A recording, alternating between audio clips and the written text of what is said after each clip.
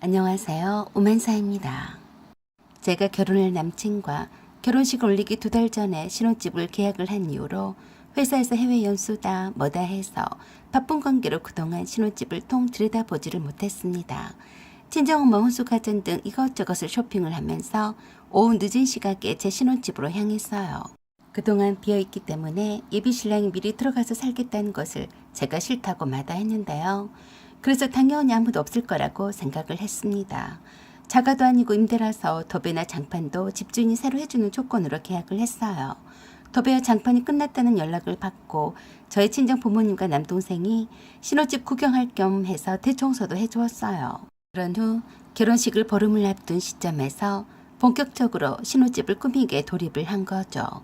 어차피 새 집을 장만을 해서 이사를 해야 하니까 최소한의 살림만 장만을 할 생각이라서 기본 가전제품만 신혼집에 들어오게 된다면 신혼살림은 반은 준비를 한다라고 볼 수 있었어요. 친정엄마와 함께 제 신혼집 문을 열려고 막 도착을 했는데 갑자기 안에서 애들 목소리가 들렸어요.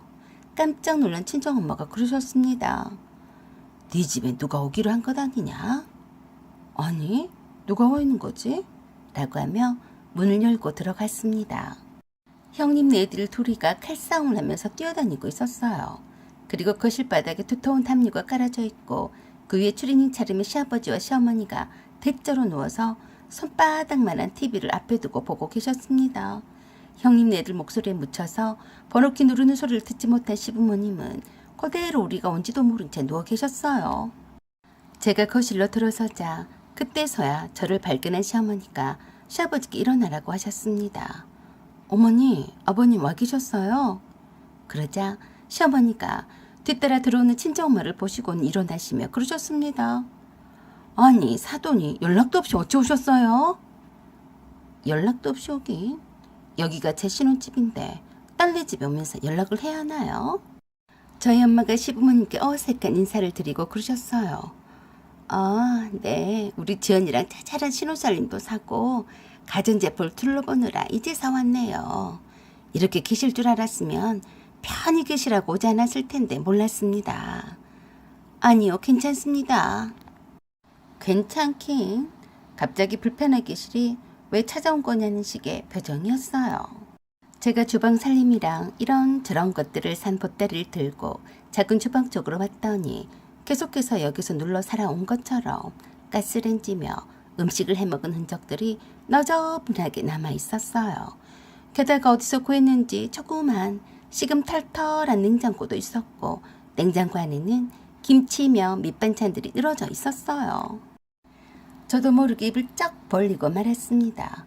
분명히 도배와 장판을 새롭게 한 터라서 신혼살림을 채울 공간이라서 친정 부모님과 남동생이 깔끔하게 치워놨다고 했었는데 작은 방에는 형님네들 옷가지며 물건들이 한가득 있었고 벽지는 형님네들이 그림을 그려놨는지 개판 5분 전이었어요. 안방에도 시부모님의 물건이 쌓여져 있었어요. 이불이 깔려져 있는 걸 보니 아마도 예비 남편이 내 말을 어긴 채 여기서 지내곤 하는 모양이었어요. 갑자기 뿔따구가 나더라니까요. 결혼식 돌리기도 전에 팍 김이 새버린 느낌이었습니다. 그런 제 표정을 보던 친정엄마가 눈을 찡긋거리며 참으라고 하셨습니다. 참을 게 따로 있지. 할 말은 해야 했어요. 거실에 계신 시부모님께 여쭸어요. 언제부터 여기 계셨어요? 다짜고짜로 질문을 한 내게 시어머니가 깜짝 놀랍다는 듯이 그러셨어요. 응? 여기에 있으면 안 되는 거냐? 네, 어머니랑 아버님께서 여기 계신다는 것은 듣지 못했거든요. 저는 오늘부터 신혼집을 꾸미려고 작정하고 왔는데 이렇게 와 계시니까 제가 황당하죠. 뭐? 너는 꼭 우리가 못 올 때라도 온 것처럼 말을 한다. 우리가 있으면 신혼집을 못 꾸미냐? 아직 결혼식도 안 올렸는데 너한테 허락까지 받아가며 와야 되는 거야? 그럼 누구한테 허락을 받아요? 여기 주인은 저와 재현 씨인데 저에게도 말을 해주셨어야죠. 그러자 감히 친정엄마도 계시는데 언성을 높이셨어요. 그러자 친정엄마가 그러셨습니다. 아이 사돈, 설마니 우리 지연이가 사돈이 와 계셔서 불만이라 그러겠어요. 신혼집에 예상치도 못하게 와 계셔서 놀란 거죠. 어른들이 계시는데 신혼집을 꾸미는 것이 마음같이 편하겠습니까? 친정엄마의 그 말에 시아버지가 헛기침을 하시더니 그러셨습니다.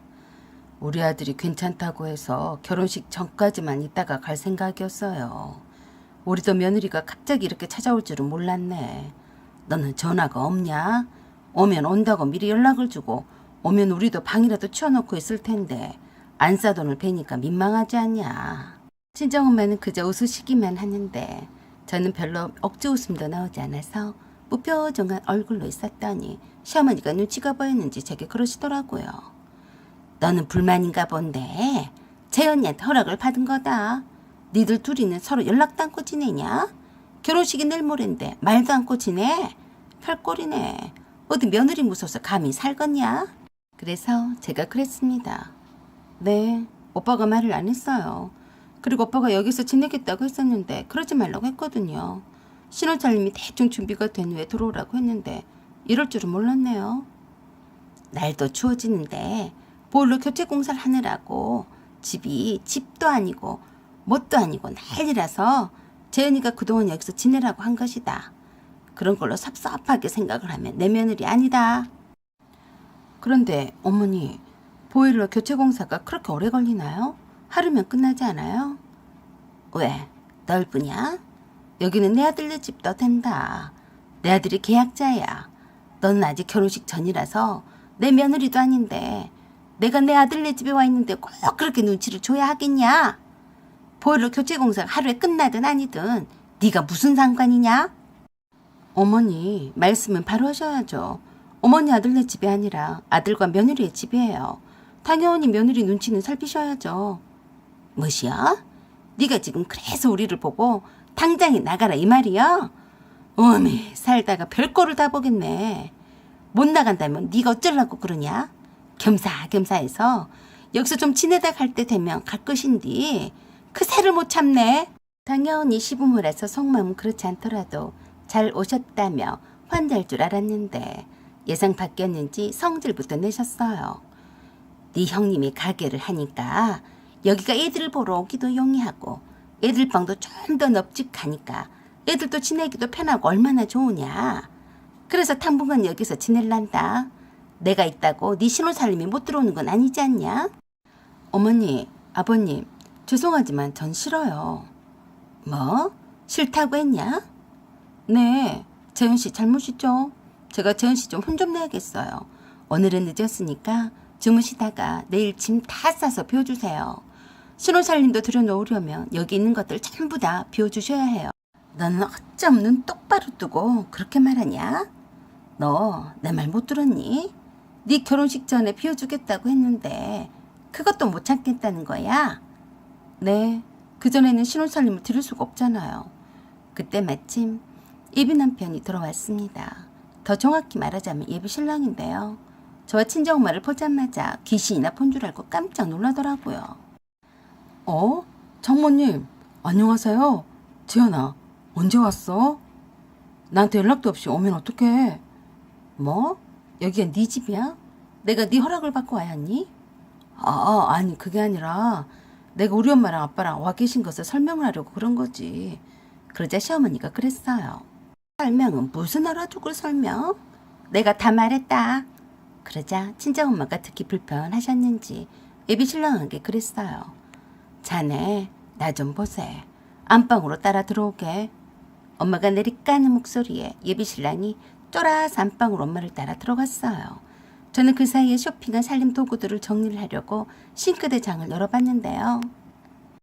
각종 양념통들이 널브러져 있어서 제 신혼 주방 물품들을 놓아둘 곳이 없었어요.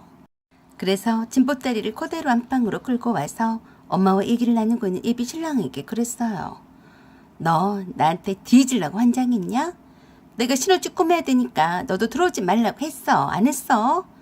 너 머리가 헷가닥했어? 내가 너한테 왜 입 아프게 여기 들어와 살지 말라고 했겠어? 지연아, 진정해. 내 말 좀 들어봐. 그래, 말해봐.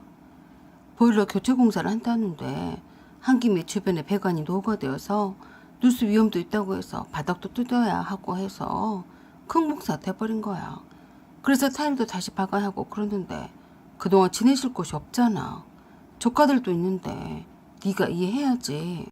그럼 왜 나한테 미리 말 안 했어? 너나 나나 바빴잖아.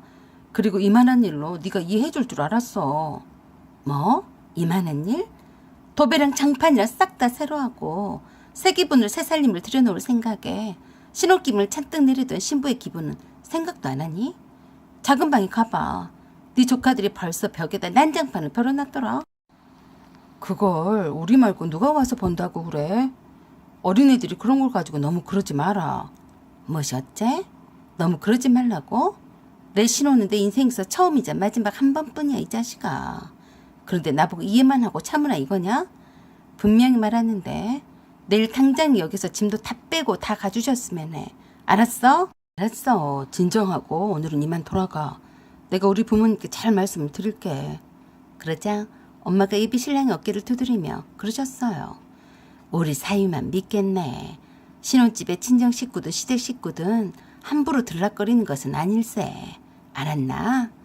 지연아, 우리는 그만 가자. 열릴 것 없다. 지나고 보면 아무것도 아니다. 앞으로 이런 일들이 비일비재할 텐데. 예비 신랑이 머쓱해하며 장모님 제가 모셔다 드리겠습니다. 아닐세. 나 지연이 차로 왔네. 라고 하시며 시부모님과 인사를 나누며 친정엄마와 함께 내 신혼집 같지 않은 신혼집에서 나왔습니다. 어찌나 열불이 나던지 악을 빽 질렀어요. 꼴도 보기 싫어서 은응할 것도 많은데도 예비 신랑과는 연락도 하지 않은 채 일주일이 지나갔습니다. 주말 이른 아침이었는데 느닷없이 예비 신랑이 누난 형님한테서 전화가 왔어요. 올케, 아침에 일찍 전화를 해서 미안해. 내가 이때가 아니면 바빠서 말이네. 네, 무슨 일이세요? 내가 부탁 좀 할 게 있는데 말이야. 뭔데요? 우리 아버지랑 엄마가 우리 애들을 데리고 계속 집 보러 다니셨나 봐. 집이라뇨? 응, 다름이 아니고 애들 유치원 때문에 올케네 집 근처로 이사를 가려고 알아보고 있는 중이었거든. 내 대신에 다리도 안 좋으신데 부동산 사무소를 집 보러 다니시는 게 힘드셨나 봐. 그래서 내 대신에 집 좀 알아봐줘. 네? 형님 집을요? 정말 미안해. 내가 가게 일 때문에 시간이 없어서 어쩔 수가 없네.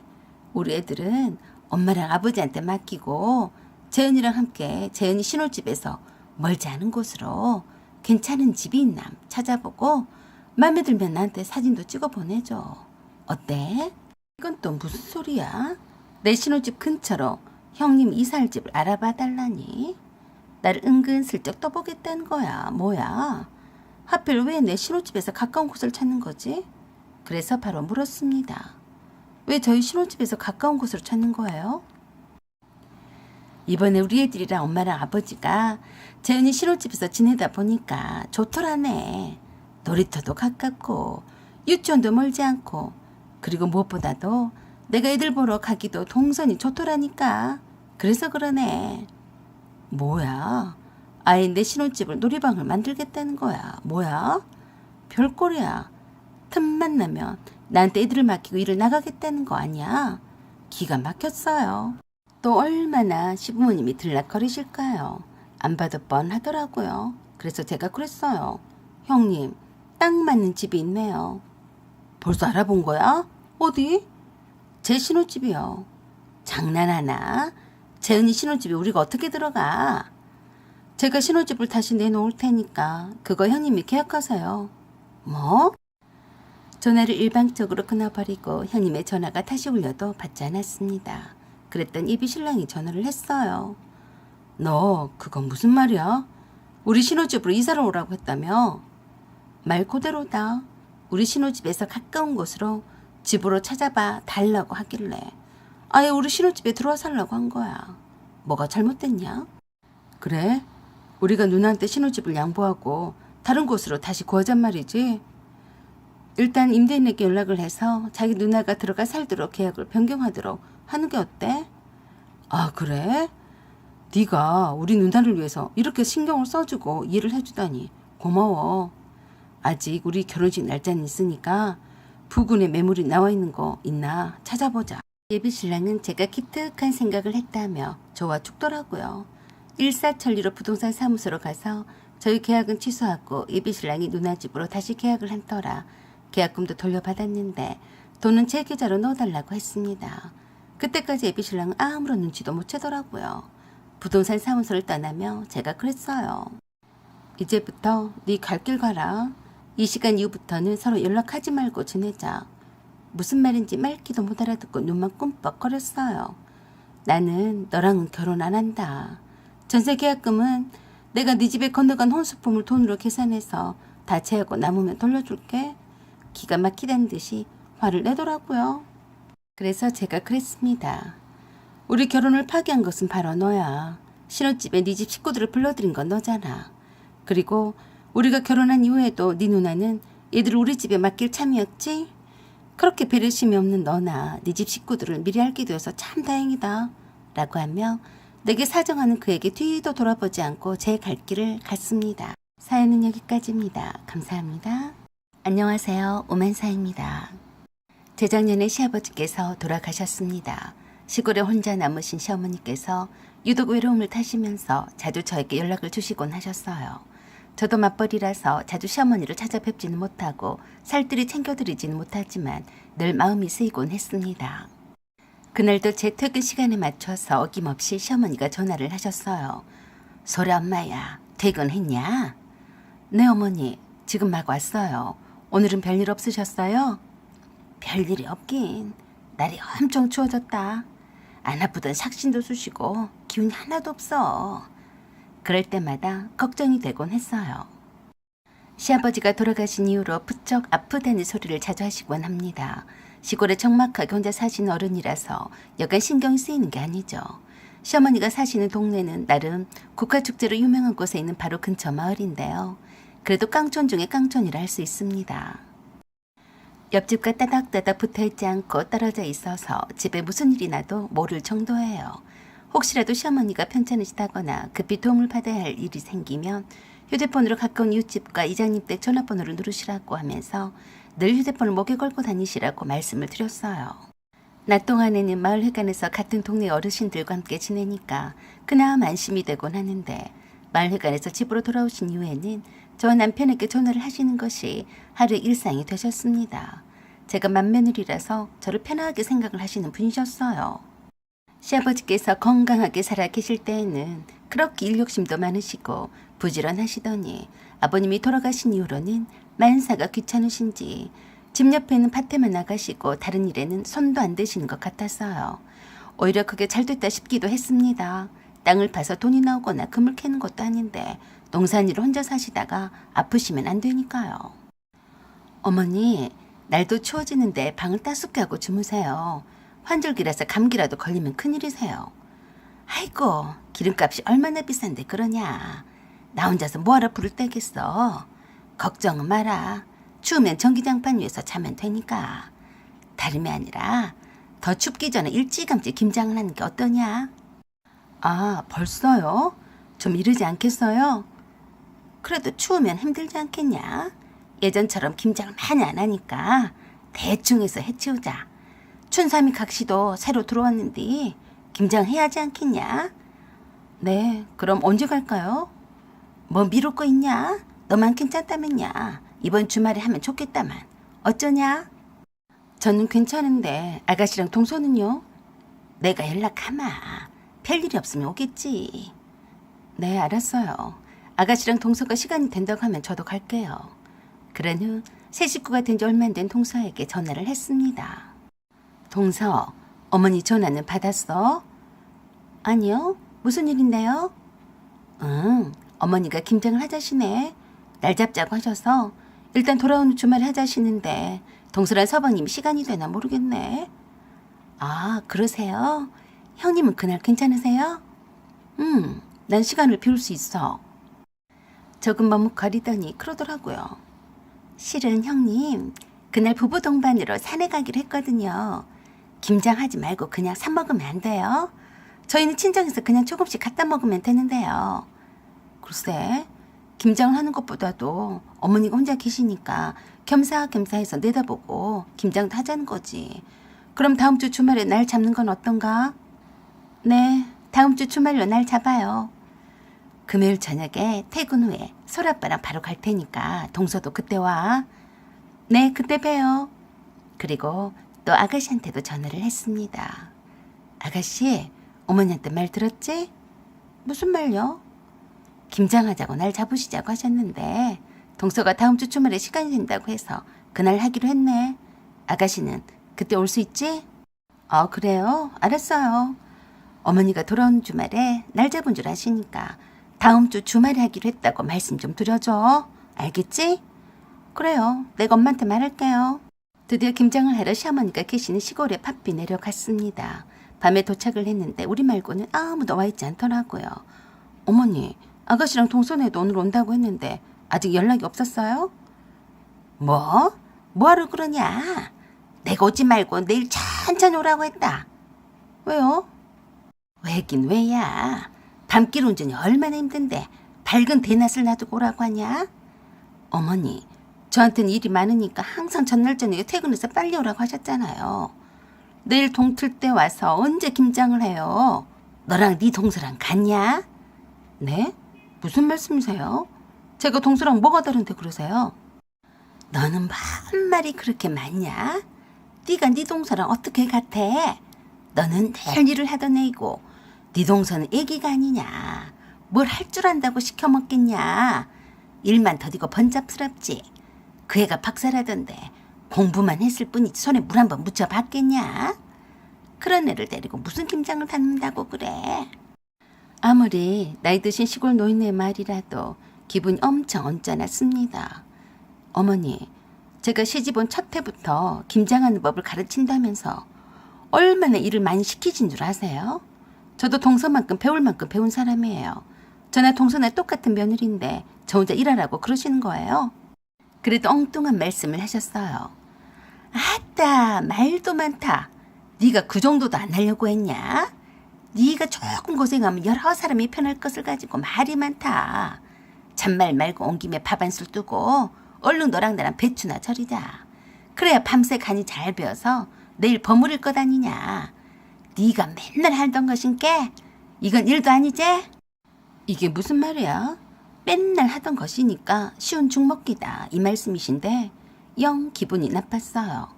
동서가 없을 때라면 할 사람이 없으니까 포기하고 했지만 엄연히 며느리 하나가 더 들어왔는데 손에 있고 한번 해본 사람 해야 한다는 논리. 나는 그럼 뭐 일하러 이 집 구석에 시집을 왔나? 시어머니한테 대꾸를 해봤자 씨알도 안 먹힐 테니 동서에 대한 거는 냅두고 신우에게 전화를 했습니다. 아가씨 오고 있어? 어디만지 왔어? 그러자 황당한 말을 했습니다. 언니, 엄마가 말 안 했어요? 무슨 말? 언니, 엄마가 내려오라고 해서 아직 출발 안 했어. 뭐? 무슨 일 있어? 아니, 무슨 일은 없고 내가 임신을 했거든. 그래서 무리하게 오지 말라고 하셔서 말이야. 아, 아가씨 임신했구나. 축하해. 언니, 언니도 일하지 말고 내일 우리랑 함께 해. 알았죠? 알긴 뭘 알아. 매 김장 때마다 미리 와서 전날 저녁에 배추를 가나는 것을 다 알면서 뻔뻔스럽더라고요. 그래도 뭐 어쩌겠어요. 임신했다고 몸을 사리겠다는데요. 저는 소라를 임신한 채로도 와서 할 건 다 했었는데 징한 것들이었어요. 자기들 몸만 소중한가 얄미웠어요. 시어머니는 제가 아가씨와 통화하는 것을 옆에서 보면서 저만 닥달하셨어요. 너는 소가지가 어쩜 그렇게 좁아 터져버렸냐? 임신 초기 때가 얼마나 중요한데 여기 와서 잘못되면 네가 책임을 질래? 여기 와서 할 일이 뭐가 있다고 피곤하게 오라고 하냔 말이여. 내일 알아서 들어올 텐데 너 그렇게 안 봤는디? 이제 보니 못 쓰겄다. 얼른 나가서 배추나 다듬기나 해. 그러자 옆에서 가만히 듣고만 있던 남편이 시어머니께 그랬어요. 엄마, 소라 엄마한테 왜 그러세요? 소라 엄마도 일하다가 쏜살같이 온 사람이에요. 늙으신 시어머니가 혼자서 일할까 싶어서 얼른 달려온 거라고요. 그런 며느리한테 칭찬을 못 해줄 망정 무슨 말을 그렇게 섭섭하게 하세요?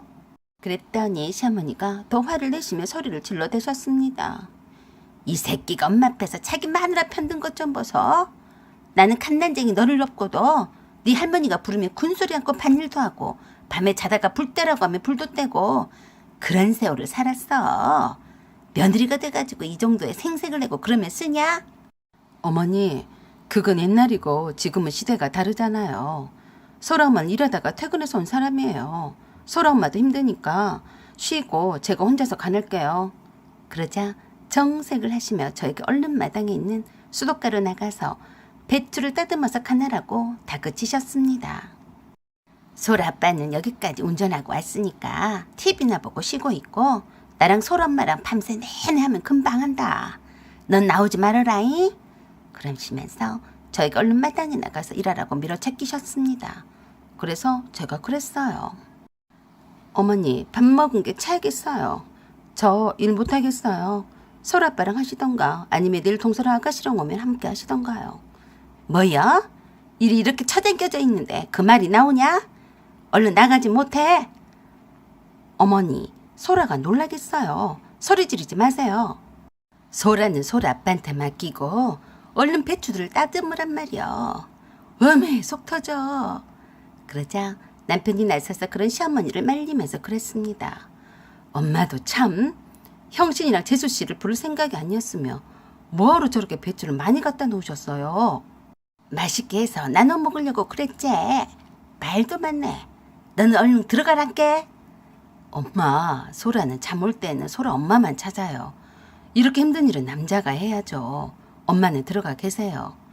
남편과 시어머니는 그렇게 한참 동안이나 서로 자기가 배추를 다듬고 배추 절임을 하겠다고 실랑이를 벌였습니다. 가운데서 가만히 있다고 저만 욕을 많이 처먹었네요. 그래도 꿋꿋하게 방에 들어가서 소라를 안고 한숨 자버렸어요.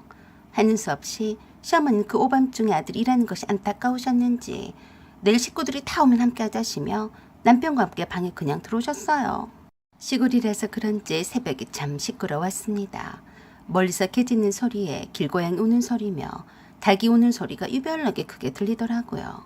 소라가 중간에 여러 번 깨서 칭얼대길래 재우느라 깊은 잠을 못 잤습니다. 목이 말라서 물 한 잔을 마시고 나니까 그 꼭두 새벽에 잠을 더 잘 수가 없었어요. 부스럭거리는 소리에 그새 제 앞에 나타난 시어머니가 그러셨어요. 너 다 잤지?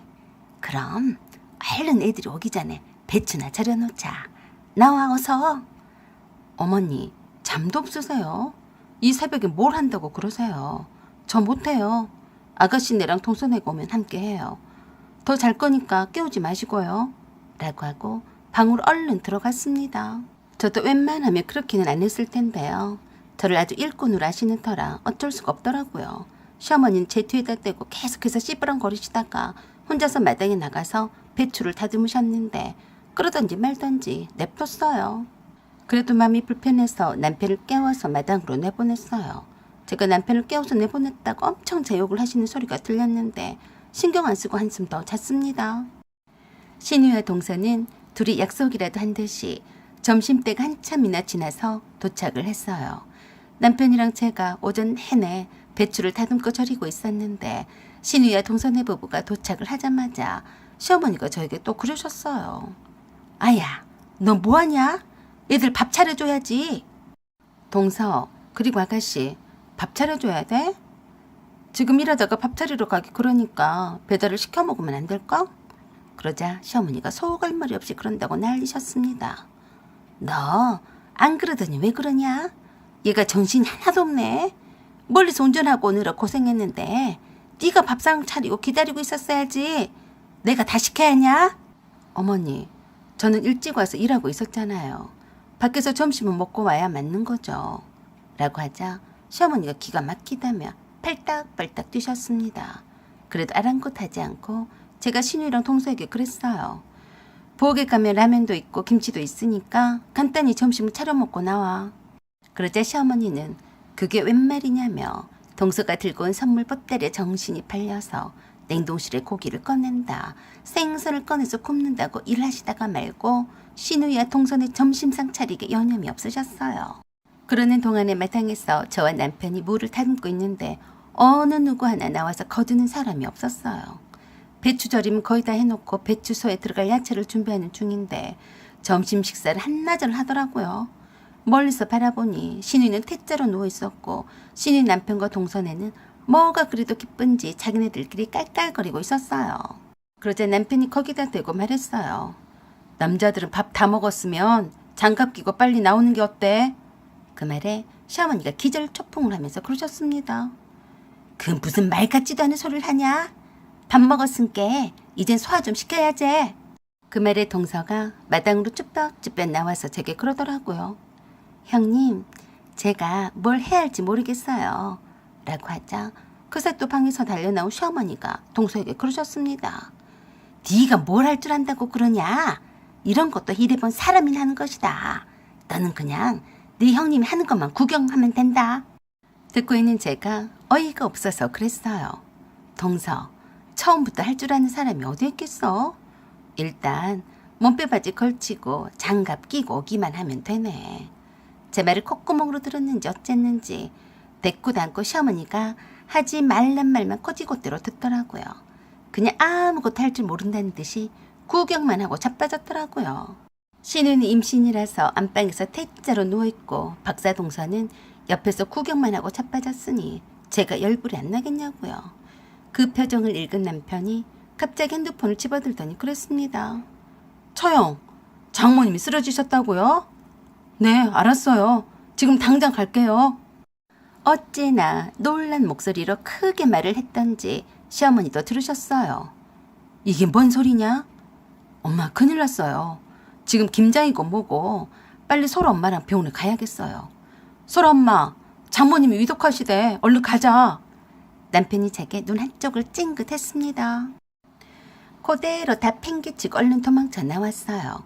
저와 남편이 할 만큼 일해주고 나왔으니 나머지는 신인네랑 동선애가 알아서 해야지 뭐 어쩌겠어요. 시어머니도 신인네도 동선애도 친정엄마가 쓰러져서 위독하다는 연락을 받았다는 거짓말에 깜빡 속아서 가지 말라고 하지 않더라고요. 친정엄마가 위독하다는 말은 남편의 뻥이었어요. 일구덩이 속에서 저를 구출해내고자 하는 남편의 계략이었어요. 거기서 빠져나오면서 남편이 피식 웃으면서 그랬습니다. 다음에는 엄마가 김장을 하자고 부르면 나 혼자서 가야겠어. 배추만 겨우 절여놓고만 왔는데 그걸 언제 다 할지 모르겠네요. 뭐 별 수 있나요? 일을 해본 사람이 내가 없으니까 일을 안 해본 사람도 시키고 임신한 신우도 일을 시켜 잡수시겠죠. 이젠 김장은 내 인생에서 안녕입니다. 사연은 여기까지입니다. 감사합니다. 안녕하세요. 오만사입니다. 하여간 남자나 여자나 너무 친구를 좋아하고 함께 어울려서 놀기 좋아하는 것들은 다시 한번 생각을 해봐야 할 거예요. 사회초년생이나 20대 초반이라면 이해를 하겠습니다. 하지만 30대에 들어섰는데도 불구하고 여자 언니 친구들과 떼져 다닌다는 것은 좀 잘 살펴봐야 하지 않을까요? 물론 전부 다 그런 경우는 아니겠습니다마는 왕성하게 일할 나이에 친구와 떼져서 놀러 다니고 어울릴 시간이 과연 얼마나 있겠어요. 돈이 너무 많아서 일할 필요가 없어서 농땡이를 쳐가며 시간을 때우느라 같이 놀아줄 친구가 필요하다고 해도 그건 비정상이죠. 그건 둘 다 문제가 있는 겁니다.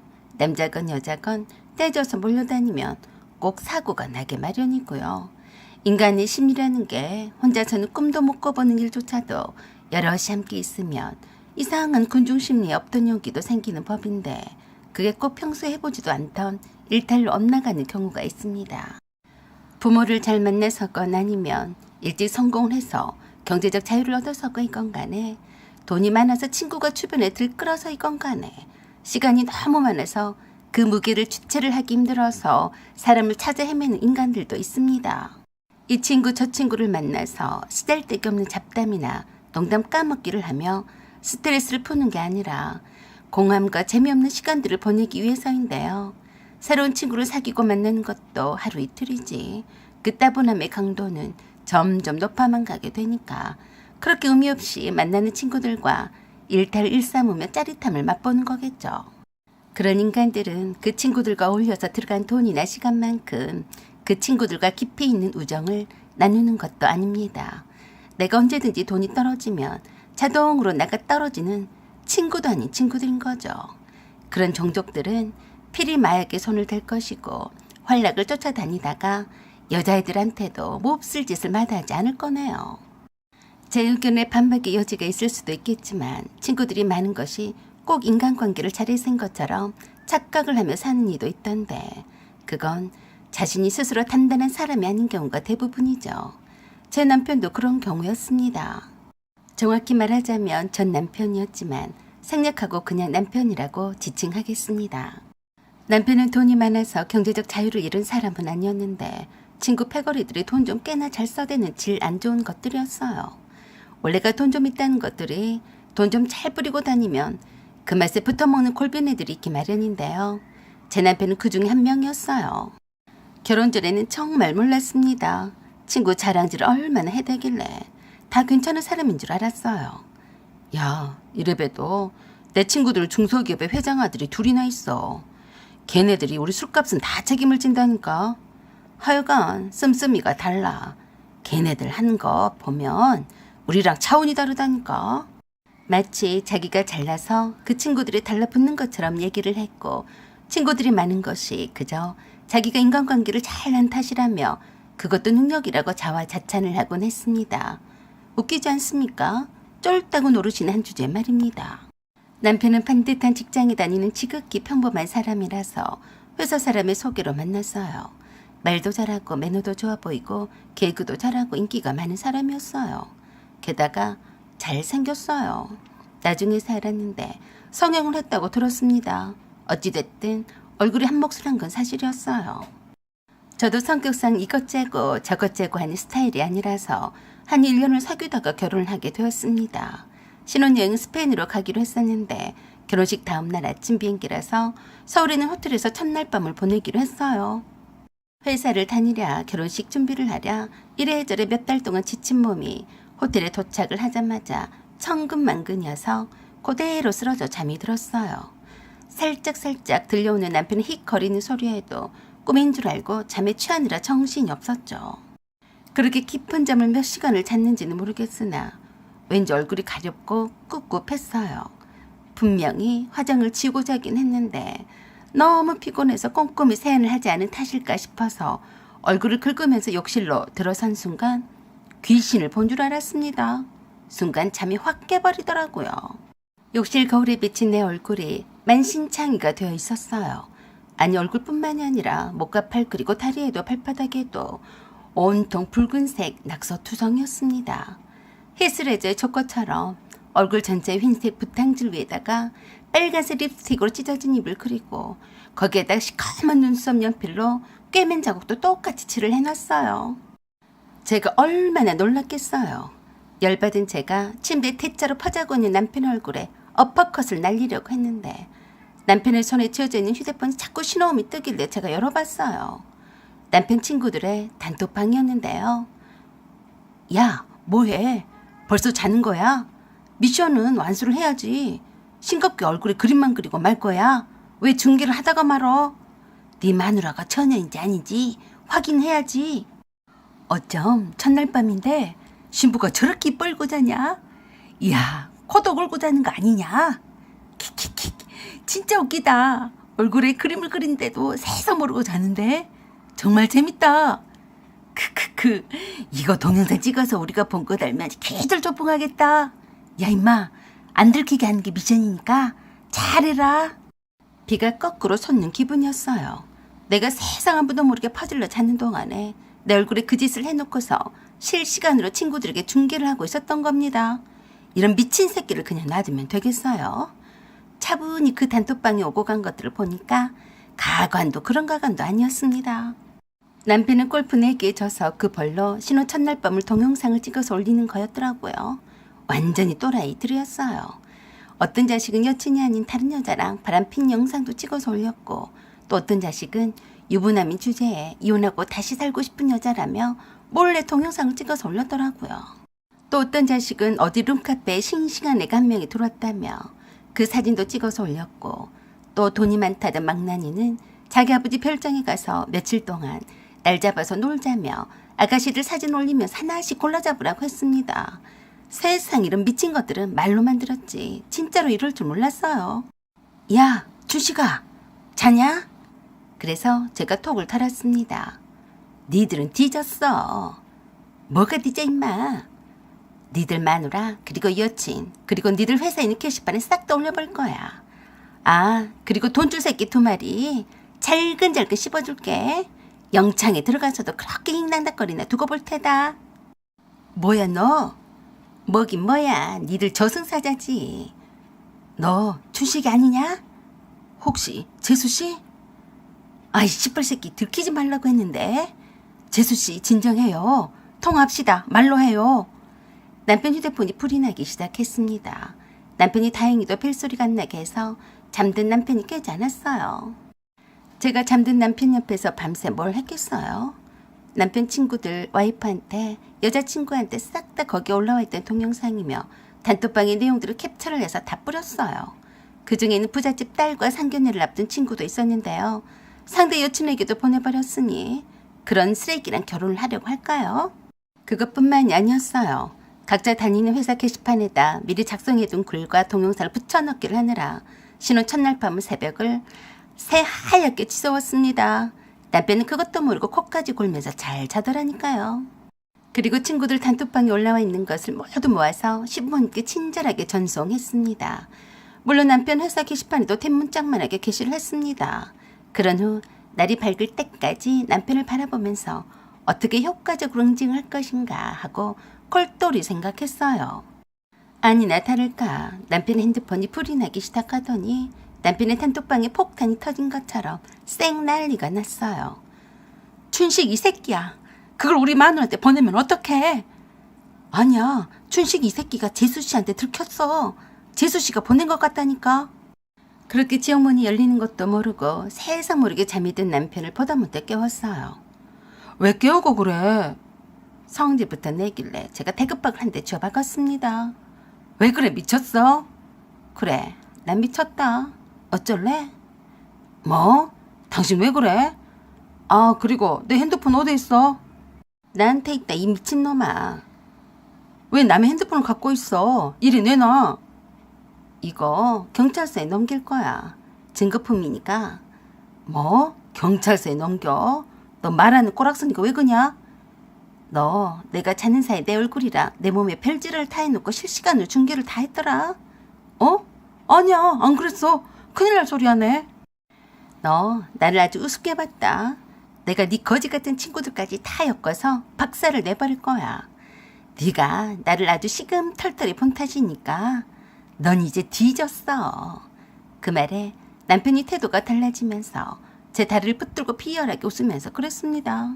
자기야 왜 그래. 오해야 오해. 내가 장난삼아서 자기 얼굴에 낙서를 한 것뿐인데 무슨 그런 말도 안 되는 소리를 하고 그래. 우리 신혼이잖아. 장난이었어. 화 풀어. 남편의 휴대폰과 내 휴대폰이 불이 난 것을 보더니 자기 휴대폰을 달라고 하는데 제가 그랬습니다. 내 말귀를 그렇게 못 알아듣냐? 어머니는 너 같은 것을 낳고도 미역국을 드셨겠지? 너는 이제 콩밥 먹을 일만 남았어. 파혼의 책임은 너한테 있는 거 인정하지? 왜 그래? 장난 한번 친 걸 가지고 무슨 파혼이야? 그러니? 그래. 장난인지 아닌지는 경찰서에 가서 보면 알게 될 거니까 냅두고 난 대충은 안 넘어간다. 알았냐? 그래도 기고만장하니 큰 소리를 쳤습니다. 웃기지 말어. 내 휴대폰이나 내놔. 전화 온 것 같은데 받아야 할 것 아니냐? 그래? 그럼 전화 받아봐라. 전화가 수백 통이 왔네. 뭔 일이야? 아, 무슨 일이야? 뭐? 나 안 그랬어. 뭐? 진짜야? 잠깐, 알았어. 그러면서 자기 휴대폰을 지적거리더니 저에게 눈을 프라림이 큰 소리를 쳐댔어요. 당신이 그랬어? 그래, 내가 싹 다 보내버렸다. 이제 정신이 바로 드냐? 너 미쳤어? 그걸 보내면 어떡해? 네가 책임을 질 거야. 내가 왜? 그 새끼도 또 공범인데 내가 그냥 말 줄 알았냐? 공범? 말이면 다야. 설마 증거도 다 있는데 아니라고 할 참이니? 넌 이제 쫄딱 망했어. 차라리 할복하고 뒤지는 게 더 나을 거야. 우리 파혼의 책임은 너한테 있는 거니까 내가 줬던 거 다 합해서 돈으로 배로 돌려주고 내 정신적 피해 보상 위자료도 청구할 테니까 돈 마련해놔라. 그만하려고 깨운 거야. 이 병신 자스가. 경찰 조서나 잘 받아라. 그랬더니 오히려 남편이 더 황당해 하더라고요. 너 너무한 것 아니냐? 내가 조금 장난친 걸 가지고 이렇게 일을 크게 만들고 어떡하자는 거야? 아이고, 네가 조금 장난쳤어? 그럼 그동안에 다른 여자한테는 얼마나 크게 장난을 쳐버렸냐? 내가 네 정신개조 좀 제대로 하게 해줄게. 너 잘해야 할 거야. 남편과 제 휴대폰이 코너에 몰린 남편 친구들의 전화로 불이 났지만 받지는 않았는데요. 남편은 머리를 쥐어뜨고 악소리를 내며 미쳐 날뛰고 있었어요. 그래서 마지막 딱 한마디만 했습니다. 내가 원하는 대로 파온 위자료와 정신적 피해 보상금을 준비하지 않으면 우리 결혼식 때 오신 모든 하객분들께 네가 찍은 거 다 퍼뜨릴 테니까 알아서 해. 뭐? 그건 미친 짓이야. 네가 찍은 거야. 네 친구들한테 뿌린 거라고. 너는 되고 나는 안 되는 거냐? 이미 1차적으로 네 부모님과 경찰인 우리 사촌 오빠한테 보냈으니까 뒤처리를 잘 해야 할 것이다. 알았냐? 나 그럼 간다. 라고 하며 남편이 울부짖음을 뒤로 한 채 나와버렸어요. 바로 그날 오전에 시부모님이 돌아가며 제게 전화를 하시더니 그러셨습니다. 내가 잘못 키웠다. 그러니까 제발 그 동영상만은 지인들한테 뿌리지 말거라. 그래서 제가 그랬어요. 말로는 누가 못하나요? 돈으로라도 보상을 받아야겠어요. 제가 그런 피해를 당했는데 제정신인 줄 아세요? 당신 아들 때문에 전 완전히 돌아버렸어요. 아시겠어요? 그래서 징벌적 보상금을 제시했습니다. 속아서 결혼식까지 하면서 들어간 시간이며 돈과 내 정신적 피로도까지 다 보상을 하라고 했어요. 그랬더니 알았다며 더 이상 끽소리도 하지 않고 바로 돈을 입금을 해주더라고요. 뭐 그 정도에서 간단히 끝날 줄 알았을까요? 경찰인 사촌 오빠 말에 의하면 남편과 그 단톡방에 있던 친구들은 줄줄이 엮어져서 압수수색을 각기 받았다고 했습니다. 그 중에 한 미친 것이 음료에 약을 타서 동영상을 찍은 것을 촬영 삼아 올렸더라고요. 모두 다 영창을 가야죠. 자기 발등을 찍은 겁니다. 누굴 탓하겠습니까? 사연은 여기까지입니다. 감사합니다. 안녕하세요. 오만사입니다. 제가 얼마 전에 겪은 일인데요. 저는 남친이 나 똑같은 공무원인데 단지 남친은 7급이고요. 저는 8급이에요. 저는 9급 공무원으로 시작을 해서 8급이 되었습니다. 남친은 7급으로 합격을 해서 다니게 된 거는 1년 반 정도나 된 것 같아요. 남친과는 7급 공무원 시험에 합격하기 전부터 잘 알고 지내던 사이였어요. 처음 만났을 때부터 죽고 못 사는 그런 사이는 아니었고 그냥 만나면 서로 편하고 말도 잘 통해서 친구처럼 사귀었었죠. 사실 남친과 결혼까지 생각을 한 것이 아니었습니다. 그건 남친 혼자만의 생각일 뿐이었어요. 보통 남사친이라고 하는데 거기에 가까웠어요. 남친이 공무원 시험에 합격을 하게 되자 남친 어머니가 엄청 자랑스러우셨나 봐요. 남친의 말에 의하면 여기저기 자랑을 하시고 다니시면서 벌써부터 며느리 물색에 나선다고 하더라고요. 너 긴장 좀 해야겠더라. 뭘 긴장해? 우리 엄마한테 벌써 예비 며느리 후보가 들어왔다더라. 그게 나랑 무슨 상관이냐? 상관이 없어. 나랑 결혼할 생각은 없니? 웃기더라고요. 생전에 내게 프로포즈를 하기를 했나 결혼을 하자고 조르기를 했나 뜬금없이 웃기고 자빠졌더라고요. 너 내 앞에서 개그하냐? 무슨 뚱딴지 같은 소리를 하는 거야? 넌 우리 엄마가 예비 며느리를 찾고 다닌다고 해도 아무렇지도 않냐? 내가 뭐 어때야 되는데? 웃기네 정말. 그럼 이제껏 나를 왜 만났냐? 그 말에 어이가 없는 것은 저였어요. 너 참 웃긴 애다. 내가 너랑 만나주니까 내가 너를 좋아 죽고 못 살아서 만나준 줄 아냐? 그럼 내가 싫은데도 만난다는 거야? 그래서 제가 남친의 태극박을 살짝 꿍 한 대 쥐어받고 그랬어요. 정신 차려. 넌 내 친구일 뿐이야. 마치 애인처럼 구네. 내가 너한테 환장해서 만난 줄 아냐? 착각은 뭘 오지네. 꿈 깨라. 뭐? 그 말 진심이야? 그래서 나 말고 다른 놈들도 만나고 다니는 거야? 기가 막힌 것은 바로 저였어요.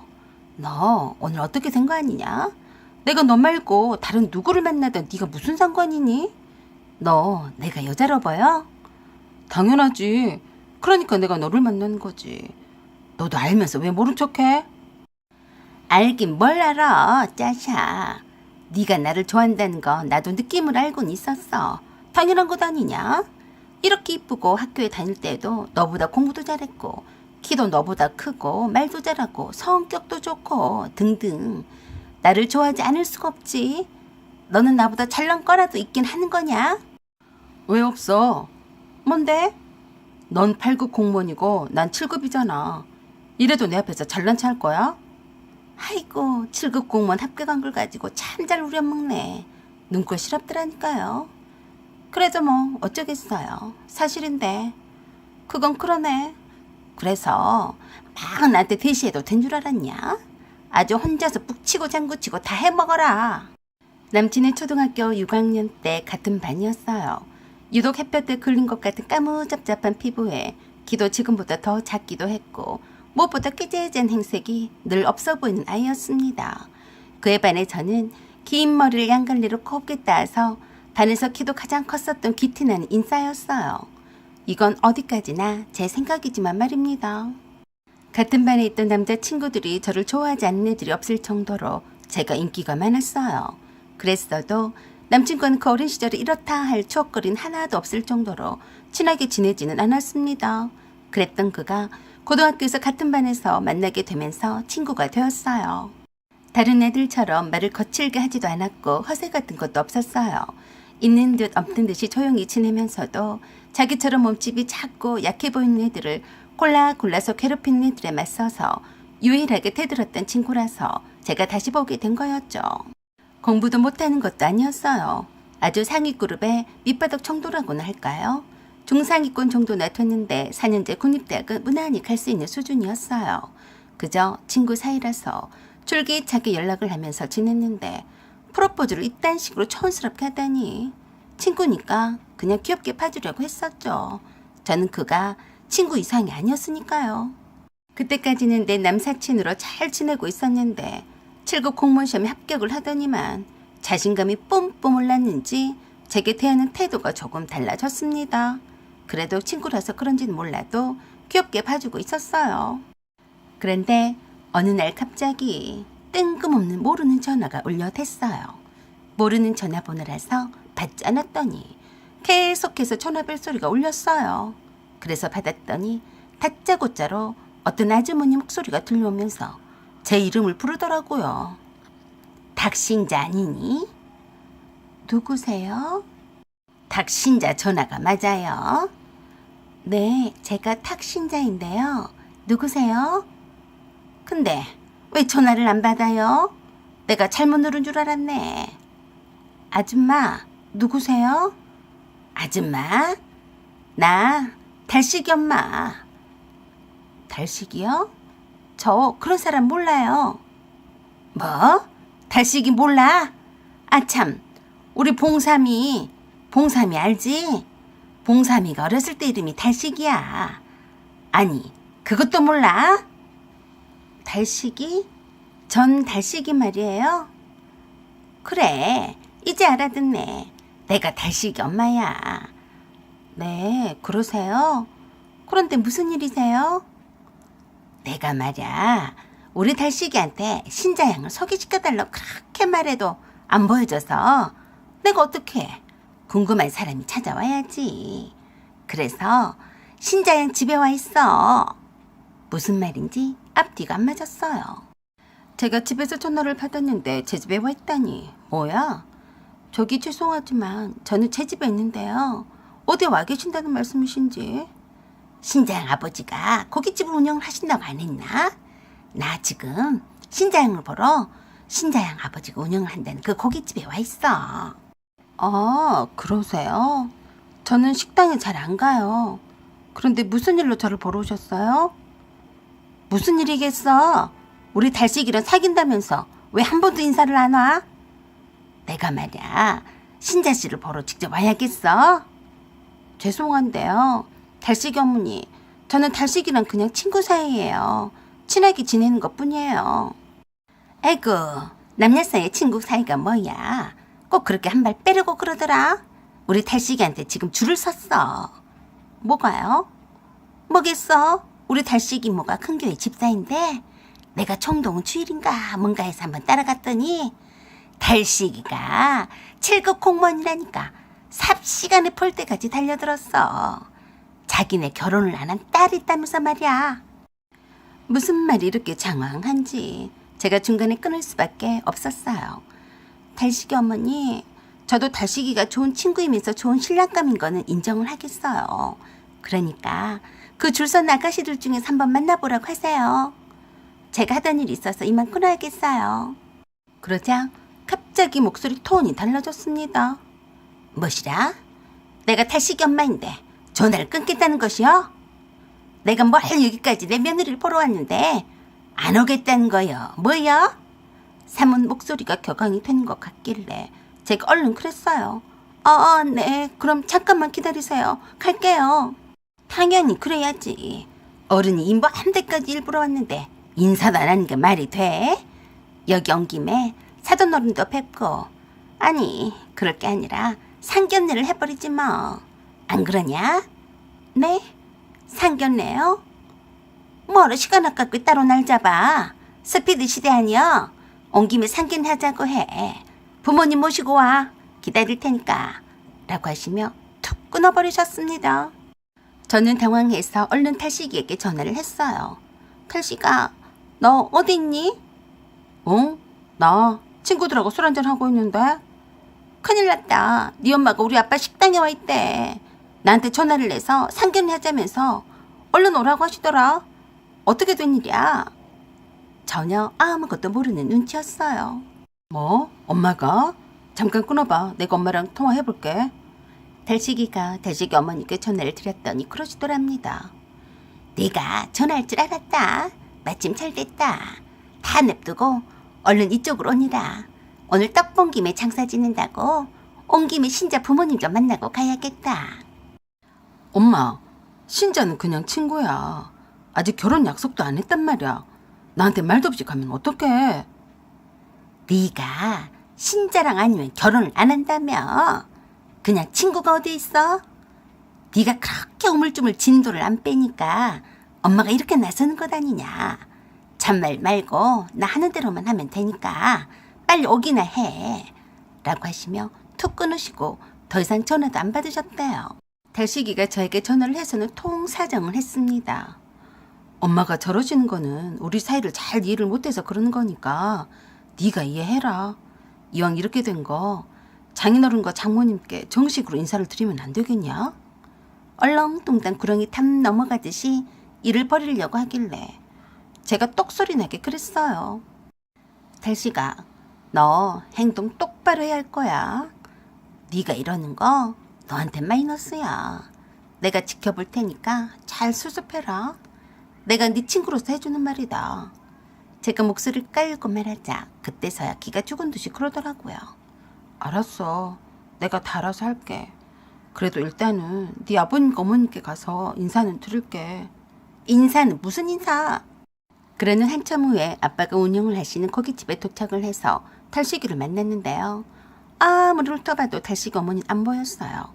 탈식아, 네 어머니는 어디에 계시냐? 이상하네. 왜 안 보이지?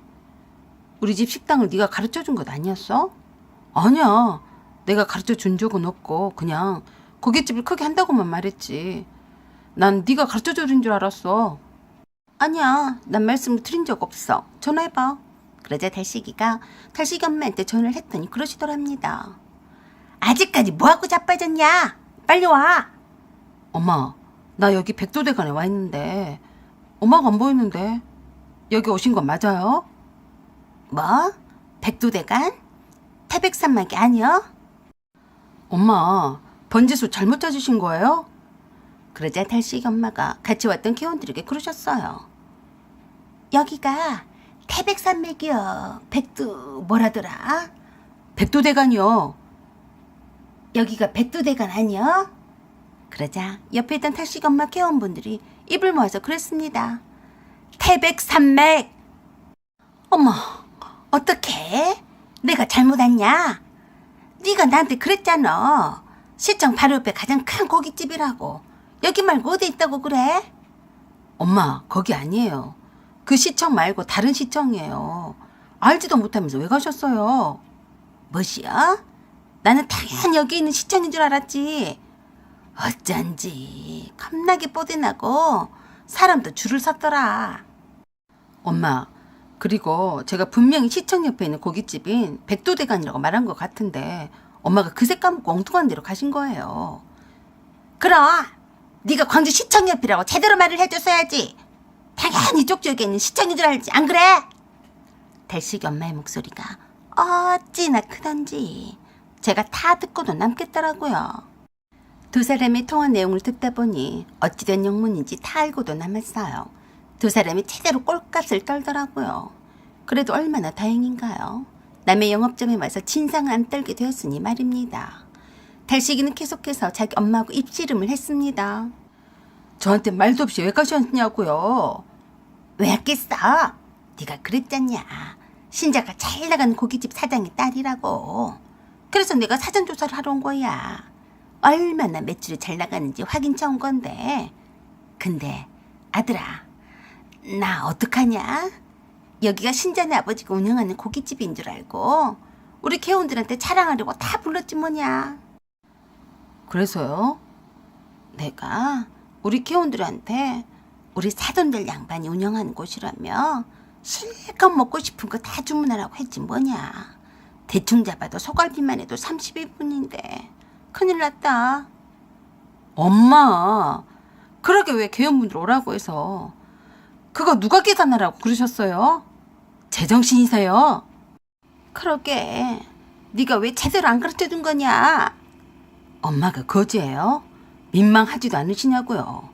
사람들을 죄다 불러서 실컷 주문해놓고 계산도 하지 않고 그냥 가려고 하셨어요? 그게 사돈들 사람한테 할 짓이에요.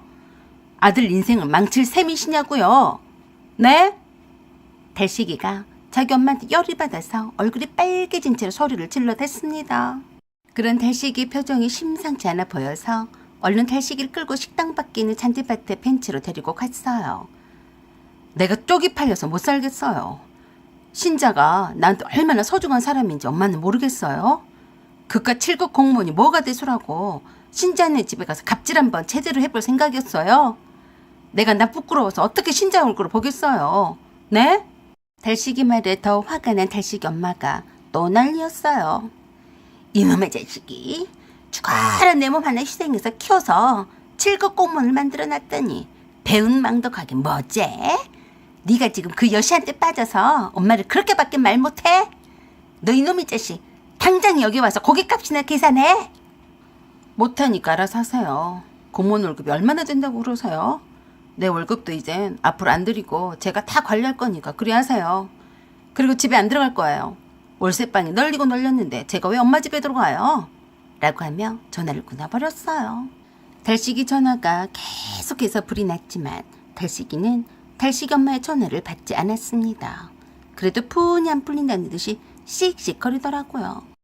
그래서 제가 달식이 어깨를 툭툭 치면서 그랬습니다. 너 너무 오버한다. 너무 애쓰지 마라. 뭘? 네가 나한테 미안해서 일부러 그런 거 안다. 그러자 머쓱하게 저한테 그랬어요. 티가 많이 났냐? 미안해.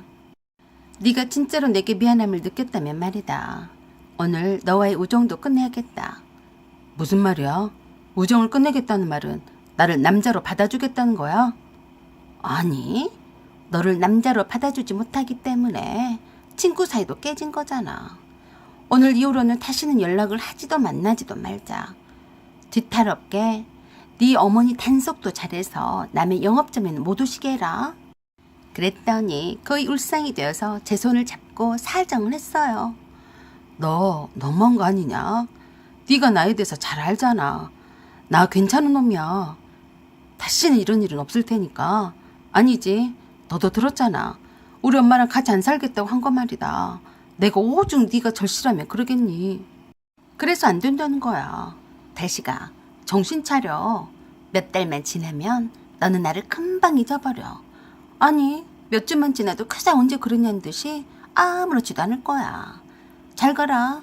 이 시간 이후로 연락을 하지를 마. 알았지? 라고 하며 헤어졌습니다. 그런 후 달식이가 진짜로 연락을 끊긴 끊었어요. 잘 헤어졌나 보다 했는데 또 느닷없이 달식이 엄마가 제게 전화를 했습니다. 저장을 안 해놓은 상태라 또 모르고 받았어요. 신자니? 나 달식이 엄마인데 지금 통화할 수 있니? 네, 무슨 일이세요? 저기 우리 달식이하고 진짜 헤어졌냐? 네. 그럼 달식이랑 연락이 안 되는 거냐? 네, 왜요?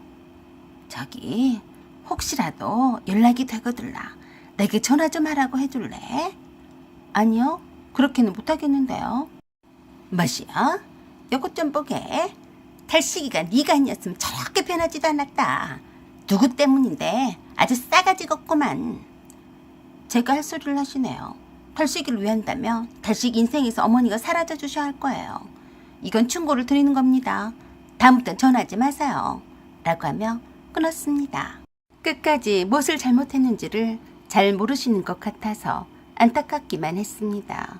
이럴 때에는 부모 자식 간이라도 서로 떨어져 사는 것도 한 방법이라고 생각을 하네요. 그러다 보면 깨닫게 되겠죠. 사연은 여기까지입니다. 감사합니다.